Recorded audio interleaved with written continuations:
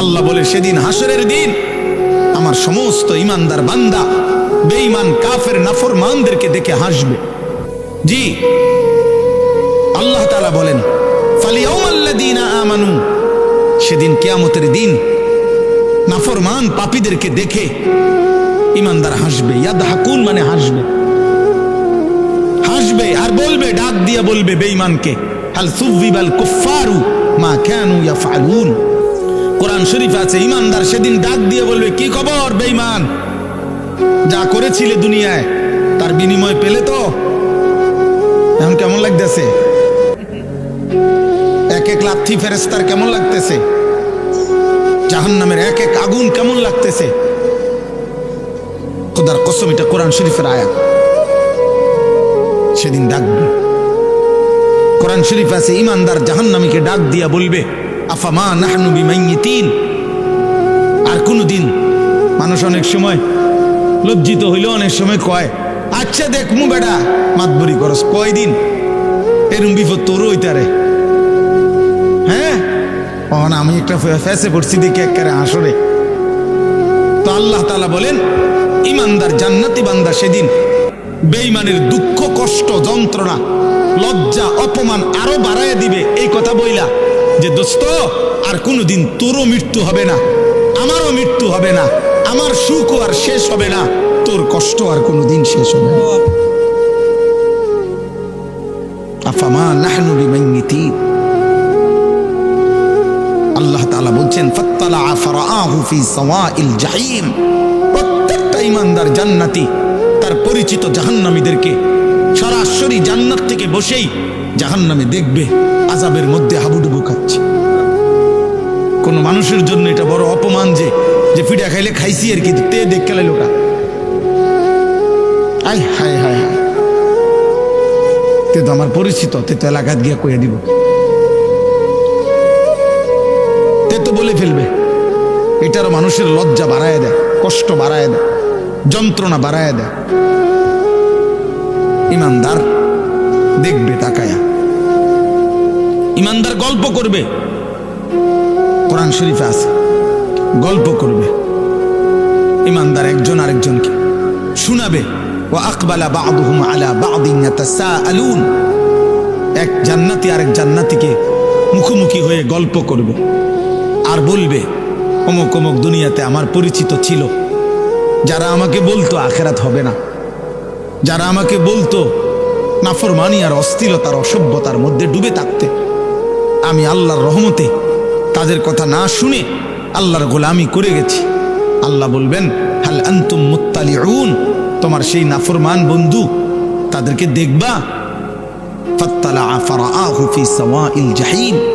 আল্লাহ বলে সেদিন ইমানদার জান্নাতি বান্দাকে আল্লাহ তাআলা ওই জাহান্নামী নাফরমান পরিচিতদেরকে দেখাবে যে দেখো তাদের পরিণতি কি হয়েছে।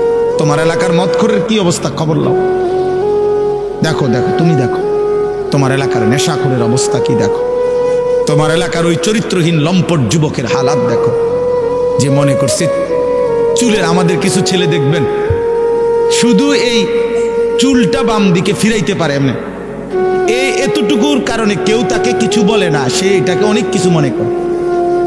সে মনে করে তার জীবনের সফলতা যে আমি যে বেঈমানের মতো চুল রাখতে পারি অথচ কেউ বাধা দেয় না, এটা আমার জীবনের সফলতা। না রে আব্বা, এটা তোর জীবনের ব্যর্থতা, তোকে কেউ ফিরায় না, তোকে কেউ ফিরায়। অনেক যুবক মনে করে, অনেক মেয়ে ছেলে মনে করে, আমি যে সারা রাত মোবাইলে নারী ছবি জেনা ব্যভিচার দেখতে পারি, অথবা কোনো ছেলের সাথে হারাম সম্পর্ক করছি, কোনো মেয়ের সাথে হারাম সম্পর্ক করছি, কারো যে সাহস নাই আমাকে বাধা দেওয়ার, মা বাবা আত্মীয় স্বজন, এটা আমার জীবনের সবচেয়ে বড় ক্রেডিট। আমার যৌবনের অহংকার এটা। আমার বাপের ক্ষমতা নাই, আমার মার ক্ষমতা নাই, আমার স্বজন কারো ক্ষমতা নাই আমারে কিছু বলবে, এটা সে মনে করছে অনেক বড় কৃতিত্ব। আল্লাহর কসম, এটা কৃতিত্ব না, এটা তোর উপরে আল্লাহর লানত। আল্লাহর লানত করার কারণে তোর স্বজন সবাই তোর থেকে মুখ ফিরাই নিছে। কারো আর বিষয়টা এমনই যে জাহান্নামের আগুনের কাছে চলে গেছে, কেউ ভাবতেও আসে না যে ওরে টেনে ধরা দরকার, যা পড়ে যা, ভাবতে খালি বেলা আগুনে পুড়ুক, নলে ডুবে মরুক, বাদ দে বেটা। আমরা কিতাবে পড়ছি, শেখ সাদি রহমতুল্লাহ আলাইহি বলতেন, ইন্না মিন আযমি নিআমিল্লাহ আলা আবদিহি আন ইউওয়াফিকাহু লিসুহবাতিল আখিয়ার। আল্লাহ তাআলা কোন বান্দার উপরে শ্রেষ্ঠতম নিয়ামত দিয়েছেন, কোন বান্দার উপরে এটা একটা আল্লাহর একটা বড় নিয়ামত কারো উপরে, যে আল্লাহ কাউকে একজন নেককার, ইমানদার, মুত্তাকি, অভিভাবক, সঙ্গী, আপনজন তার জন্য জুটাই দিছেন। এটা তার উপরে আল্লাহর বড় নিয়ামত, যে তাকে টেনে ধরে, না তুমি এটা করতে পারবা না, এটা হারাম, এটা হালাল, যে তাকে আল্লাহ চিনায়, আখিরাত চিনায়। হ্যাঁ, এবং তিনি বলেছেন, ওয়া ইন্না উকুবাতাহু আলাইহি, কোন মানুষের উপরে আল্লাহ তাআলার একটা দুনিয়াবী শাস্তি, আন ইয়াবতালিয়াহু বিসুহবাতিল আশরার, আল্লাহ তাকে মন্দ লোকের সংস্পর্শে পরীক্ষায় ফেলে দিয়েছেন। আহারে, এবার জানি সে বাঁচে কিনা, কারণ যার লগে সে চলতে শুরু করছে হয়তো তারে জাহান্নামে নিবে। এই নেশাখোরের লগে থাইকা সে আল্লাহ পাবে কেন? এই জুয়ারির লগে থাইকা সে আল্লাহ পাবে কেন? এই উলঙ্গ ছবি দেখে নেওয়ালা এই বখাটে যুবকের সাথে চইলা আহারে, ও আল্লাহ পাবে কেন? এই বেপর্দা, বেহায়া, বেশরম মেয়ে এ তো প্রেমের ফাঁদে পেলে তার জীবন, যৌবন, অর্থ, সম্পদ, শক্তি, সামর্থ্য সব শেষ করে একদিন তো তারে পথের ফকির বানাই দিবে, ফকির বানাই দিবে। এটা কোনো মানুষের উপরে আল্লাহর শাস্তি, যাকে আল্লাহ তাআলা কোনো মন্দ লোকের সংস্পর্শে পরীক্ষায় ফেলে দিছে। আন ইয়াবতালিয়াহু বিসুহবাতিল আশরার। এজন্য দোস্ত, এটা বহুত বড় নিয়ামত বুঝা, যে আমি আল্লাহ চিনি কিনা, আমার আখিরাত মনে পড়ে কিনা। 24 ঘন্টায় যার কখনো আল্লাহর কথা মনে পড়ে না, এ তোর কেমন জীবন বেটা? তুই কিসের মুসলমান বেটা? 24 ঘন্টায় যার একটা সেজদা দিবার কথা মনেই আসে না, মনেও পড়ে না, সেইটা মানুষ না জানোয়ার? জিজ্ঞেস করা দরকার। এটা মানুষ না জানোয়ার? জিজ্ঞেস করা দরকার। 365 দিনে যার একবারও মনেও পড়ে না যে আমি তো মুসলমান, আমার উপরে ফজরের নামাজ ফরজ, এক বছরে, এটা কিসের মানুষ? এটা কিসের মুসলমান? কিসের মুসলমান? ভাত খায়, ঘুম যায়, পেশাব পায়খানা করতে, তো এগুলো তো সকলেরই পূরণ হয় বেটা। দুনিয়া ভোগ করে, আরে তো দুনিয়া তো জানোয়ারও ভোগ করে, দুনিয়া তো গরু ছাগলও ভোগ করে। মিয়া, দুনিয়া ভোগ করে আশ্চর্য কিতা বলেন? থাক, পিছেই বসু, ওনার রোগী নেই। চলেন, বলেন আলহামদুলিল্লাহ। অতএব ভাই আমার, বাবা আমার, নওজোয়ান সাথী, আমি অনুরোধ করছি, আমার প্রথম কথা এটা শুরু করলাম, দিলের মধ্যে যেন আখিরাত মনে পড়ে, মালিকের কথা মনে পড়ে, আল্লাহর কথা যেন মনে পড়ে। জীবনটা শুধুই শুধু সারাক্ষণ তামাশায় যেন না কাটে। আল্লাহ তাআলা কোরআনুল কারীমের মধ্যে এটা বলছেন, বান্দা, ইয ক্বালা লাহু কওমুহু লা তাফরাহ ইন্নাল্লাহা লা ইউহিব্বুল ফারিহিন। অহংকার করো না বান্দা, আল্লাহ অহংকারীকে পছন্দ করেন। ওয়ালা তামশি ফিল আরদি মারাহা, জমিনে অহংকার গর্ব করে চলো না।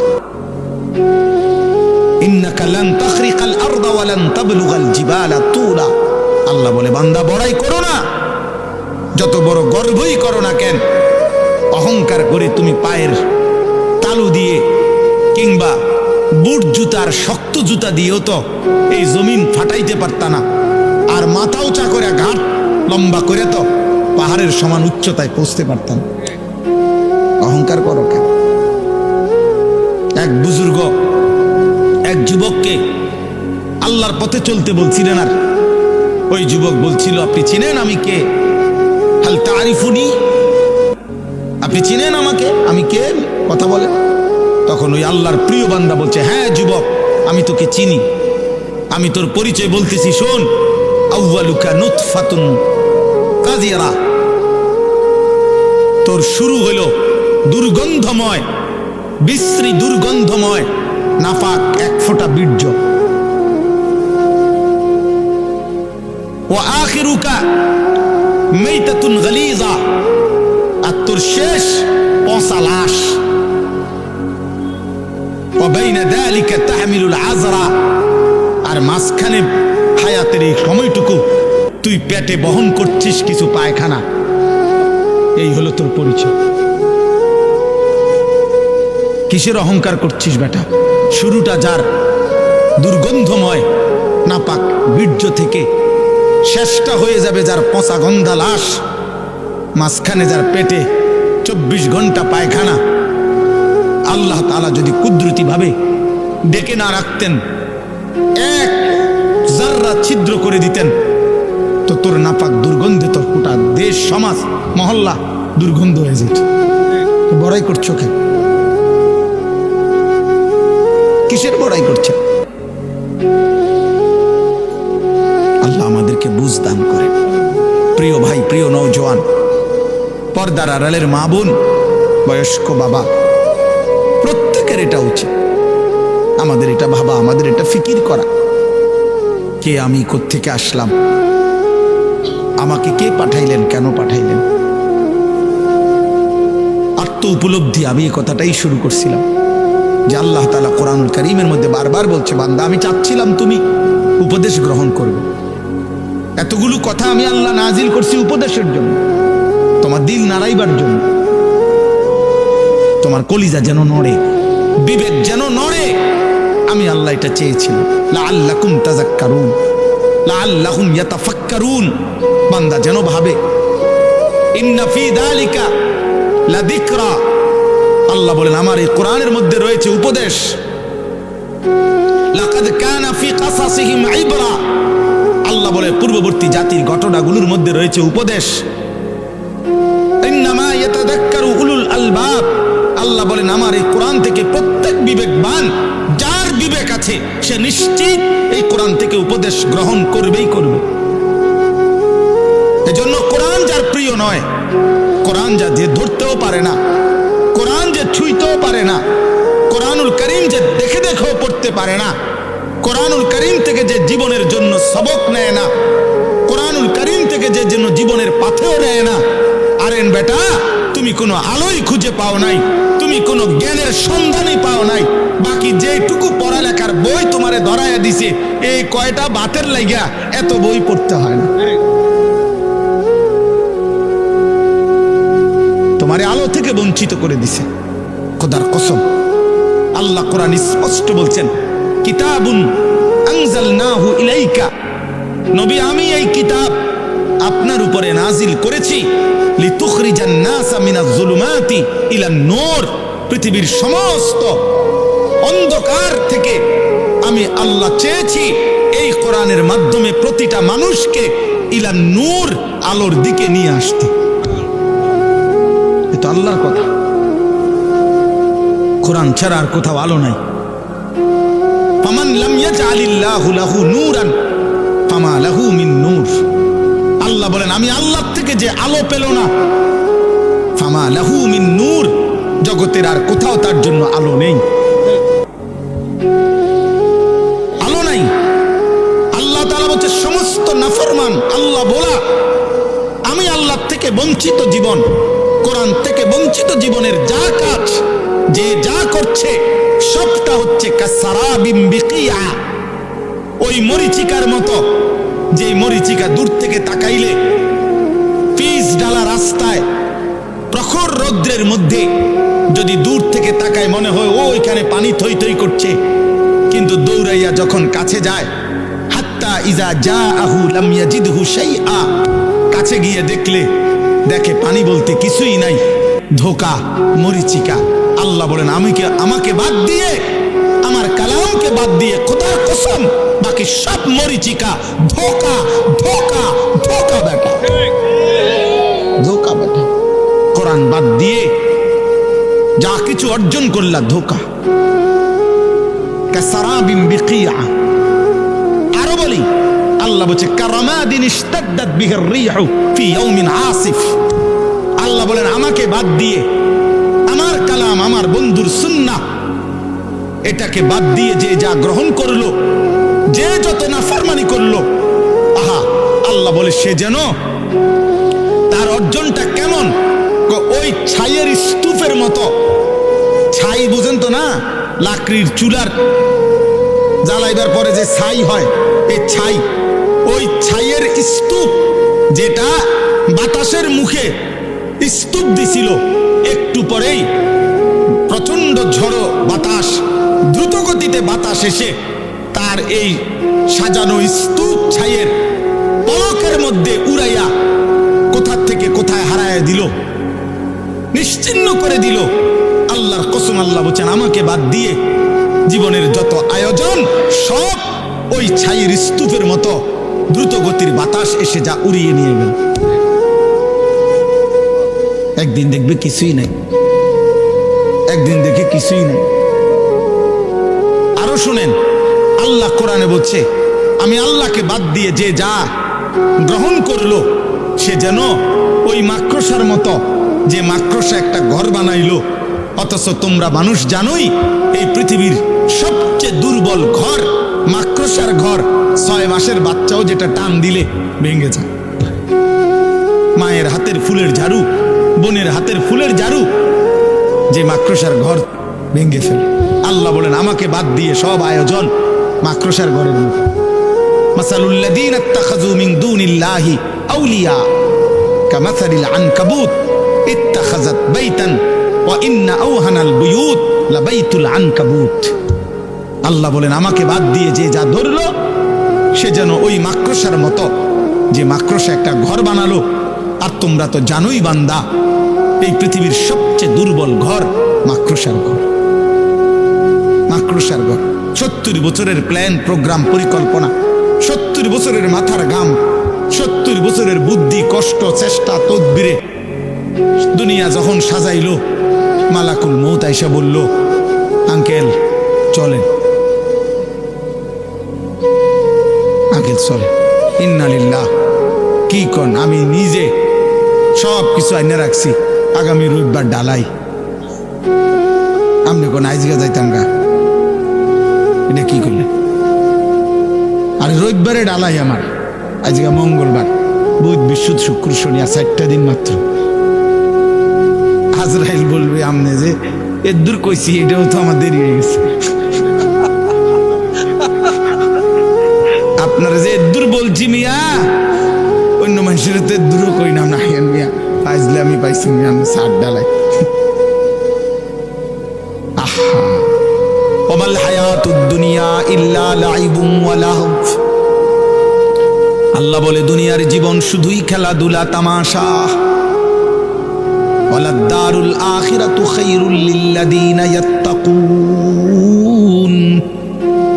আল্লাহ বলে যারা যারা আমি আল্লাহকে ভয় করে বান্দা, তাদের জন্য আখিরাতের ঘর জান্নাতি হচ্ছে উত্তম, উত্তম। আল্লাহ রাব্বুল আলামিন বলেন ওমা হাদিহিল হায়াতুদ দুনিয়া ইল্লা লাহবুন ওয়া লাইব। দুনিয়ার জীবন বান্দা আর কিছুই নয়, শুধুই তামাশা, শুধুই খেলাধুলা। ওয়া ইন্নাদ দারাল আখিরাতা লাহিয়াল হায়াওয়ান। আখিরাতের ঘর জান্নাত, সেটাই কেবল জীবন, সেটাই লাইফ, সেটাই বেঁচে থাকা। জীবনের সার্থকতা খোদার কসম আখিরাত, জান্নাত, জান্নাত। কেন? দুনিয়ার মধ্যে বেঁচে থাকার কোনো সার্থকতা নাই, দুনিয়ার মধ্যে বেঁচে থাকার কোনো সার্থকতাই নাই, দুনিয়ার মধ্যে বেঁচে থাকার কোনো তৃপ্তি নাই, দুনিয়ার মধ্যে বেঁচে থাকার কোনো মজাই নাই, দুনিয়ার মধ্যে বেঁচে থাকার কোনো নিরাপত্তাই নাই। 24 ঘন্টা মৃত্যু যার ঘাড়ের সাথে, 24 ঘন্টা অ্যাক্সিডেন্ট যার ঘাড়ের সাথে, 24 ঘন্টা রোগ ব্যাধি যার ঘাড়ের গাড়ির সাথে তার আবার আনন্দ কিসের, তার আবার ফুর্তি কিসের? সুখের অট্টালিকায় থাইকাও তো সে ভাবে মরে তো যাইতে হবে, তো তৃপ্তি কোথায়? কিন্তু জান্নাতে ঢুকলে বান্দা শুনবে আর কোনোদিন বের হইতে হবে না, আর কোনোদিন মৃত্যু হবে না, আর কোনোদিন হাঁচি কাশি হবে না, আর কোনোদিন মাথা ব্যথা হবে না, আর কোনোদিন চাহিদা অপূর্ণ থাকবে না। লাহুম মা ইয়াশাউনা ফিহা ওয়া লাদাইনা মাজিদ। আল্লাহ বলে, বান্দা তুমি যা চাইবে তাও দেওয়া হবে, তোমার চাওয়া শেষ হলে আমি আল্লাহ নিজের থেকে আরো কোটি কোটি দিতে থাকবো। এই জন্য দোস্ত আমার, ভাই আমার, বন্ধু আমার, বাজার ব্যবসা, চাকরি, উপার্জন, ঘর সংসার, স্ত্রী পরিজন কোনোটাই হারাম না, কোনোটাই নিষেধ না। উদ্দেশ্য এই কথা বুঝানো, আখিরাত ভুলে না যাওয়া, পরকালকে ভুলে না যাওয়া। আপনাদের আরেকবার ভাবা উচিত, যুবক কিশোর তোমাদেরও আরেকবার ভাবা উচিত, প্রত্যেকের পর্দার আড়ালের মা যারা, বোন যারা, আপনাদেরও ভাবা উচিত, ভাবা উচিত। যারা এক ওয়াক্ত নামাজ পড়েন না, আপনাদের ভাবা উচিত কাকে সঙ্গী বানাইলেন, জীবনটা কাকে সঙ্গী বানাইয়া, কাকে অনুসরণীয় বানাইয়া। হায় মুসলমানের মা বোন, আজকে যারা প্রতিনিয়ত বাজারে মার্কেটে বেপর্দা চলতেছে, হায় রে বোন, কাকে অনুসরণীয় বানাইল, কাকে আদর্শ বানাইয়া বেপর্দা চলছো? আজকে যুবক যাদের মাথার চুল থেকে পায়ের নখ পর্যন্ত আপাদমস্তক আল্লাহ রসুলের সুন্নাতের খেলাফ, তো কাকে আদর্শ বানিয়ে, কাকে মডেল বানাইয়া সামনে আগাচ্ছ? কারে বন্ধু বানাইলা, কারে বন্ধু বানাইলা? একটা দাড়িবিহীন মানুষ, দাড়ি যাদের মুখে নাই, এমন একটা লোক বলুক মিয়া যে তার আদর্শকে সে জীবনও বলতে পারবে না। পৃথিবীর প্রথম দাড়ি কাটছে কে, সে জানে না। পৃথিবীতে দাড়ি কাটার কোনো উপকারিতা আছে কিনা পৃথিবীর কোনো গবেষণায় প্রমাণিত হয় নাই, পৃথিবীর কোনো দার্শনিক পণ্ডিত বলে নাই। তো বলে কেন? এমনি এমনি। এটার কোনো সায়েন্টিফিক, বৈজ্ঞানিক, দার্শনিক কোনো যুক্তি নাই। দাড়ি কাটার উপরে ন্যূনতম কোনো উপকার কোনো বিবেচনাতেই নাই, কিচ্ছুতে নাই। বেড়ি বেশি পছন্দ করে, এটাও মিশা কথা, এটাও ফালতু কথা। লক্ষ লক্ষ দাড়িওয়ালার বউ আমনে গো বেড়ি এত সুন্দর, আমনে খবর লন গিয়ে, আমনের শয়তানে ধোকা দিছে, আপনি বোকামি করছেন। এর উপরে কোনো জাগতিক কোনো ব্যাখ্যা নাই, খোদার কসম কোনো ব্যাখ্যা নাই, সাফ কথা। টাকনুর নিচে কাপড় পরার বৈজ্ঞানিক কোনো ব্যাখ্যা নাই, কোনো ব্যাখ্যা নাই। বরং ব্যাখ্যা একটাই, প্রত্যেক সেকেন্ড তার উপরে আল্লাহর লানত, লানত, লানত তার উপরে, 24 ঘন্টা লানত।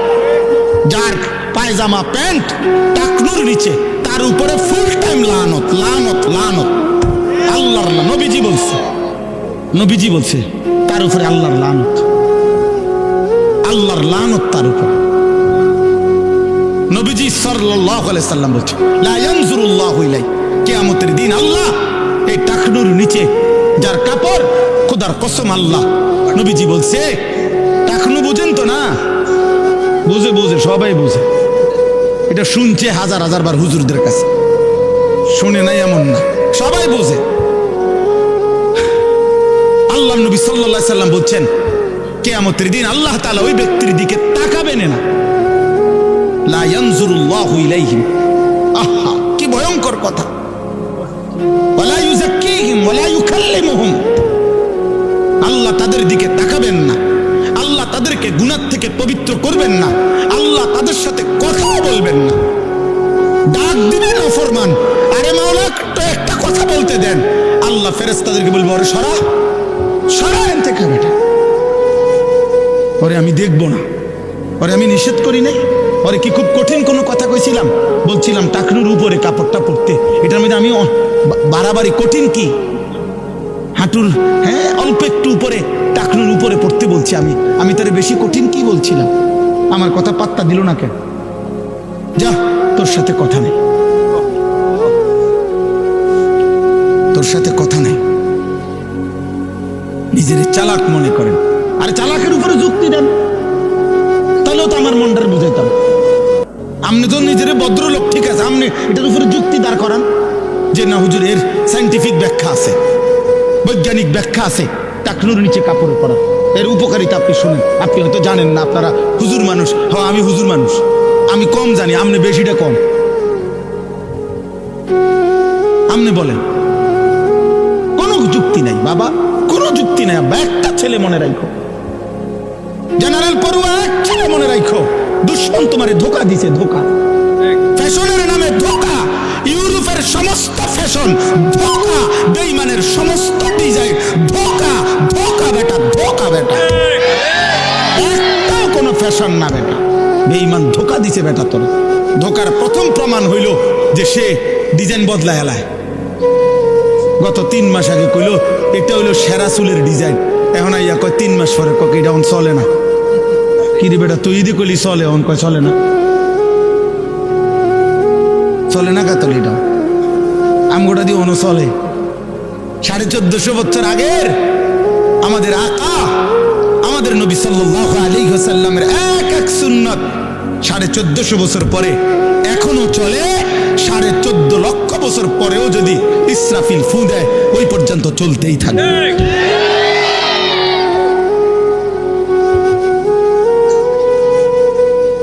হযরত মাওলানা জিয়াউর রহমান ফারুকি রাহমাতুল্লাহ আলাইহি এই উপমহাদেশের একজন বড় বুজুর্গ ছিলেন। তিনি বলেছিলেন এই কথা, সুন্নাত আজীবন আন্তর্জাতিক, সুন্নাত আজীবন চলমান থাকবে। প্রত্যেক বিদআত, প্রত্যেক মানুষের আবিষ্কৃত বিষয় সেটা ক্ষণিকে ক্ষণিকে বদলাবে, বদলাবে। অতএব কোনোভাবে, আজকে আমার এটাই কথা, কাকে বন্ধু বানাচ্ছেন, কাকে জীবনের অনুসরণীয় মানুষ মাত্রই স্বভাবজাত। আমি এই কথাটাই আজকে বলি, শেষ করে দেবো ইনশাআল্লাহ। মানুষের জীবনের একটি তবিয়ত, ফিতরাত, সৃষ্টিগতভাবে মানুষ বন্ধু, সঙ্গ, সাহচর্য, সান্নিধ্য পছন্দ করে, গ্রহণ করে। এটা মানুষের সৃষ্টিগত অভ্যাস। ওয়া খালাকনাকুম আজওয়াজা, আল্লাহ বলেন আমি মানুষকে সৃষ্টি করেছি জোড়ায় জোড়ায়। তাহলে মানুষের সৃষ্টির মধ্যেই আরেকজনের সাথী হওয়া, আরেকজনকে সঙ্গী বানানো, একাকী না থাকা, এটা মানুষের সৃষ্টিগত একটি অভ্যাস। মানুষ সঙ্গী খুঁজে, সঙ্গ খুঁজে, নিজে কারো সঙ্গী হয় অথবা কাউকে সঙ্গী বানায়। এটা মানুষের ফিতরাত, সৃষ্টিগত অভ্যাস। সুবহানাল্লাযী খালাকাল আজওয়াজা কুল্লাহা, আল্লাহ তাআলা বলেছেন, আল্লাহ তাআলার পবিত্রতা, যিনি এই সৃষ্টির সব কিছু জোড়ায় জোড়ায় সৃষ্টি করেছেন, জোড়ায় জোড়ায় সৃষ্টি করেছেন। বিজ্ঞানরা প্রমাণ করতে পারুক বা না পারুক, এমনকি আমরা তাফসিরে পড়ছি যে এই আসমান এটার জোড়া আছে, এই জমিন এটার জোড়া আছে, ওই সূর্যটা এটার জোড়া আছে, ওই চাঁদ এটার জোড়া আছে। সব আমি জানি না, সব আমারে জানাইতে হবে, আল্লাহর জন্য এটা জরুরি না। আমগুলোকে বুদ্ধি করে নিয়ে আল্লাহ চালায়, কথা বলেন না কেন? একটা সূক্ষ্ম কথা মনে রাখবেন, একজনকে বলি, একটা সহজ কথা মনে রাখবেন। যদি কেউ বলে যে কোরআন শরীফ এই বিজ্ঞানের আলোকে প্রমাণ করতে হবে বা করার চেষ্টা করছে, তাহলে এ কথার প্রমাণ হইল যে মানুষ তার সৃষ্টিকর্তা আল্লাহর কথা প্রমাণিত হইতে হবে সৃষ্টির বুদ্ধি দিয়া। এটা কেমন যুক্তির কথা? সৃষ্টিকর্তার কথাকে প্রমাণ করে সৃষ্টি, এটা কিভাবে হয়? তাহলে সৃষ্টিকর্তার, সৃষ্টির খালেক আর মাখলুকের ব্যবধান কি? খালেকই তো শ্রেষ্ঠ। এরপরে যদি কোনো মানুষের কথা দিয়া নবীজির সুন্নত প্রমাণ করতে হয়, তাহলে উম্মতের কথায় নবীর কথা বুঝি প্রমাণিত করতে হবে, উম্মত অনুসরণে না করবে। আমাদের দায়িত্ব অনুসরণে না করা। এই জন্য রাসূলুল্লাহ সাল্লাল্লাহু আলাইহি সাল্লামের থেকে প্রমাণিত এই কথা, নবীজি বলছেন, নবীজি করেছেন, এটা যদি সহিভাবে প্রমাণিত হয়, এইবার এ কথা আমার বুঝে ধরুক বা না ধরুক, এটা মেনে নেওয়া বিনা প্রশ্নে, এটারই নাম ঈমান। শুধু দেখতে হবে যে এটা নবীজির থেকে প্রমাণিত কিনা। কথা কথা বুঝেন নাই আমার? রাসূলুল্লাহ সাল্লাল্লাহু আলাইহি সাল্লাম থেকে প্রমাণিত কিনা? প্রমাণিত হলে এখন আর কোনো প্রশ্ন নাই, মেনে নেওয়াই না, এটা ভাবা দরকার। আচ্ছা হুজুর, আপনারাও বলেছেন, আমরাও ভাববো। কিতা ভাববেন? কি ভাবতে চাইতেছেন? কি বুঝাইতে চাইতেছেন? আমি রাসূলুল্লাহর হাদিস বলছি, বুখারীর হাদিস বলছি। নবীজি নিষেধ করছেন টাকনুর নিচে কাপড় প্যান্ট পরতে। এখন আপনি কি ভাবতে চাচ্ছেন? আপনি ভাবলে যদি বলেন না আমার কোনো কথা আছে, আমার এখানে কোনো প্রশ্ন আছে, তো আপনার ঈমানটা জমা দিয়ে দেন। ওমা কানা লিমুমিনিন ওয়ালা মুমিনাতিন ইযা কাযাল্লাহু ওয়া রাসূলুহু আমরান আন ইয়াকুনা লাহুমুল খিয়ারাতু মিন আমরিহিম। কোরআন শরীফে আল্লাহ বলছে, কোন ঈমানদার পুরুষ এবং নারীর এক বিন্দু অধিকার নাই আল্লাহ রাসূলের সিদ্ধান্তের উপরে নিজের কোনো মতামত পেশ করা। কসম কথা, বান্দার কথায় আল্লাহর কথা প্রমাণ হবে না, উম্মতের কথায় নবীর কথা কি হবে না? প্রমাণিত হবে না, বরং উম্মত নবীর কথা মানতে হবে, বান্দা আল্লাহর কথা মানতে হবে, বাধ্য বাধ্য। এজন্য হাদিস শুনাই, রাসূলুল্লাহ সাল্লাল্লাহু আলাইহি সাল্লামের স্ত্রী আম্মা জান আয়েশা রাদিয়াল্লাহু তাআলা আনহা, ওনাকে একজন মহিলা সাহাবী জিজ্ঞেস করছে যে আম্মা জান, আমাদের মহিলাদের যখন মাসিক ঋতুস্রাব হয়, প্রতি মাসে পিরিয়ড হয়, তখন আমরা যদি রমজান মাসের রোজা অবস্থায় হয় তাহলে রোজাও ছেড়ে দিতে হয়, নামাজও ছেড়ে দিতে হয়, কিন্তু রোজা পুনরায় কাজা করতে হয়, নামাজ কাজা করতে হয় না। একই কারণে নামাজ ছাড়লাম, একই কারণে রোজাও ছাড়লাম, অথচ রোজা কাজা করতে হবে, নামাজ কাজা করতে হবে না, এই রকম বিধান কেন? হযরত আয়েশা রাদিয়াল্লাহু তাআলা আনহা হাদিসের মধ্যে আছে, স্পষ্ট বলছেন, হাকাযা আমারানা রাসূলুল্লাহ সাল্লাল্লাহু আলাইহি ওয়াসাল্লাম। কোন যুক্তি নাই, বলছে মহিলা শোনো, এভাবেই আল্লাহর রাসূল আমাদেরকে করতে বলেছেন। এইটাই উত্তর। হ্যাঁ, আহরুরিয়া, বেশি প্রশ্নকারিনী মহিলা তুমি, কেন জিজ্ঞেস করলা? বরং এভাবেই নবী বলেছেন, খালাস, রাসূলুল্লাহ সাল্লাল্লাহু আলাইহি ওয়াসাল্লাম বলছেন, মেনে নাও। কোরআন শরীফ থেকে বলি এবার, কোরআনুল কারীমের মধ্যে আছে, মক্কার কাফেররা, বেঈমানরা নবীজিকে বলতো, মুহাম্মদ, ইন্নামাল বাইউ মিসলুর রিবা, ইন্নামাল বাইউ মিসলুর রিবা, বেচা কিনা এটা তো সুদের মতোই, সুদ এটা তো বেচা কিনার মতোই। বেচা কিনার মধ্যেও যেমন বিক্রেতার মাকসাদ লাভবান হওয়া, সুদের মধ্যেও তো সুদখোরের মাকসাদ লাভবান হওয়া, তো লাভে মাকসাদ, তো এটা বেচা কিনার সুদ, এটার মধ্যে তফাৎ কেন? তো আল্লাহ নিজে বলছে, বন্ধু বলে দেন, কোন যুক্তি নাই। আহাল্লাল্লাহুল বাইআ ওয়া হাররামার রিবা, আল্লাহ ব্যবসা হালাল করেছেন, সুদ হারাম করেছেন, এটাই। তোমার বুদ্ধির খেতারে গিলাও, যা বেটা তোর বুদ্ধি, বেটা বুদ্ধি কি তা? আবার আল্লাহ যেটা বলছেন এটাই কথা, এটাই কথা, ঈমান এটাকেই বলে। অতএব আমাদের প্রত্যেকের এটা ভাবা উচিত, এই প্রতিটা মাহফিলের মাকসাদ আপনাদেরকে আল্লাহর কথা মনে করানো, আখিরাতের কথা মনে করানো, আপনাদের বিবেক জাগানো। একজন হোক, দুইজন হোক, বলে শুনে কয়জন, মানে কয়জন আপনার গো হুজুর গো কথা, আপনি দেখবেন কয়জন? হ্যাঁ, একটা যুবক ছেলে বইল, বেটা আমি তোমারে দেখাবো, আসো আমার লগে চলো। আল্লাহর গোলামি করে কয়জন? রাত্রিবেলা সেজদা করে কয়জন? আল্লাহর জন্য চোখের পানি ফেলে কখন? আল্লাহর দ্বীনের জন্য ভাবে কখন?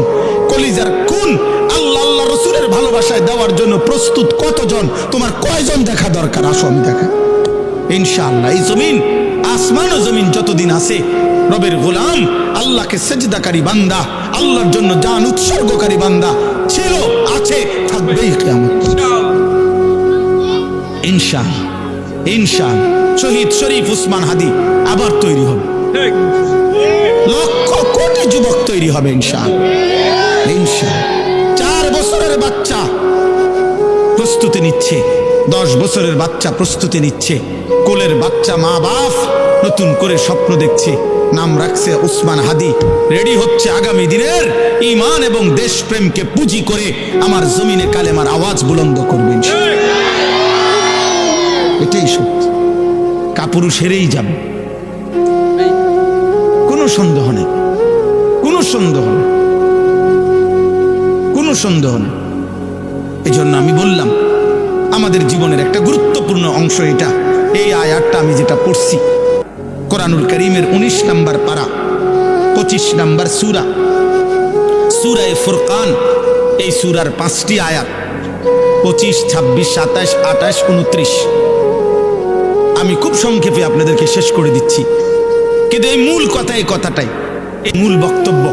অসৎ সঙ্গ, যেই ব্যক্তি বস্তু, যেই জিনিসের সাহচর্য মানুষ গ্রহণ করে গুনাহ করেছে, পাপ করলো, সুদ খাইলো, ঘুষ খাইলো, মদ খাইলো, জুয়া খেললো, নারী দেখলো, জেনা করলো, ব্যভিচার করলো, হারাম সম্পর্ক করলো, চুরি ডাকাতি খুন রাহাজানি সন্ত্রাস চাঁদাবাজি সুদ ঘুষ কিস্তি হারাম, এমনকি যে স্বামী স্ত্রী একে অন্য সঙ্গ দিয়ে গুনার কাজ করাইলো, পাপের কাজে বাধ্য করাইলো। তুই বেটা আমি এত কথা বুঝি না, বেটা আমার টাকা লাগবে, হালাল হারাম আমি বুঝি না, সুদে পারো কিস্তিতে পারো, সোফাইটা আগামী মাসে দরকার। সোজা কথা, তুমি কেমনে আনবে তুমি বুঝো। তাহলে এই নাফরমানি স্ত্রী এই স্বামীকে হারামের উপরে বাধ্য করলো না? কথা বলে না কেন?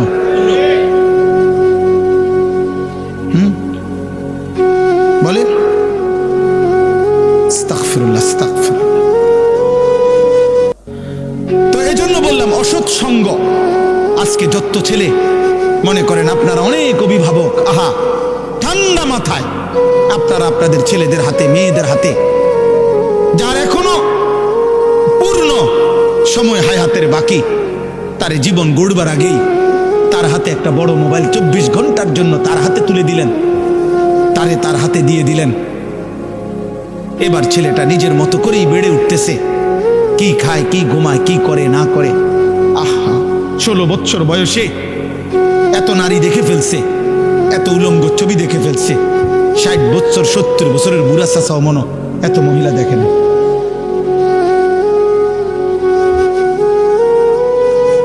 আহা আফসোসের বিষয়।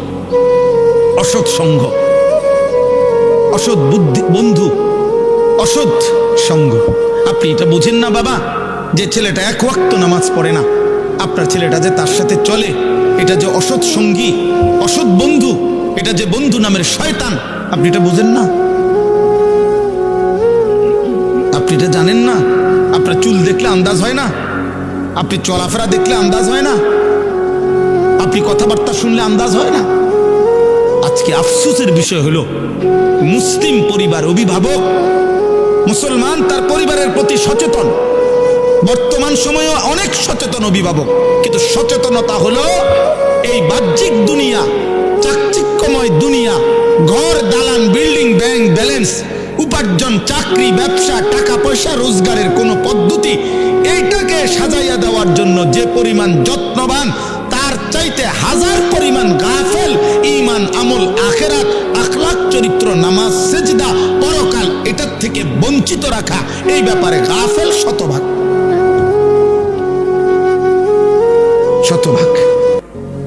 উনি আজকে 3 মাস ধরে বাচ্চাটার সাথে লাগিয়া রয়েছে। ছেলেটার এসএসসি পরীক্ষা, রাত 12টার আগে তারে ঘুমাইতে দেয় না, বোর টাইম মতো তারে উঠাই দিতেছে। তার সামনে একবার হরলিক্স গুইলা দেয়, তার সামনে একবার দুধ গরম করে দেয়, তার সামনে একবার ডিম সিদ্ধ করে দেয়, তার সামনে একবার বাচ্চা আব্বু তুমি পড়ো, আম্মু খাওয়াই দিতেছি নুডলস, আম্মু নুডলস খাওয়াই দিতেছে, আম্মু চা খাওয়াই দিতেছে, আম্মু মাথায় তেল ঢেলে দিতেছে, সব আব্বু তোমার পরীক্ষা, আব্বু তোমার পরীক্ষা, আব্বু ভালো রেজাল্ট করতে হবে, ভালো রেজাল্ট করতে হবে, ভালো রেজাল্ট করতে হবে। কিন্তু মুসলমানের বাবা মা একটা বারও বলে না 365 দিনে এই নাফরমান সন্তান 18 বছরের ছেলেটা একদিনও ফজরের নামাজ পড়লো না। হায় মা, তোর বিবেকের মধ্যে নামাজের কোনো গুরুত্ব নাই? আহা বাপ, তুই একবারও বললি না কেন তোমার ছেলে নামাজ পড়বে কখন?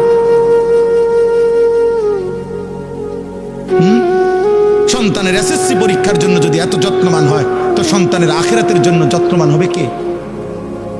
ওরে আখিরাত মনে করাবে কে? ওরে জাহান্নাম থেকে বাঁচাবে কে? ওরে আল্লাহ চিনাবে কে? এই জন্য দয়া করে প্রত্যেকেই এটা খেয়াল করেন।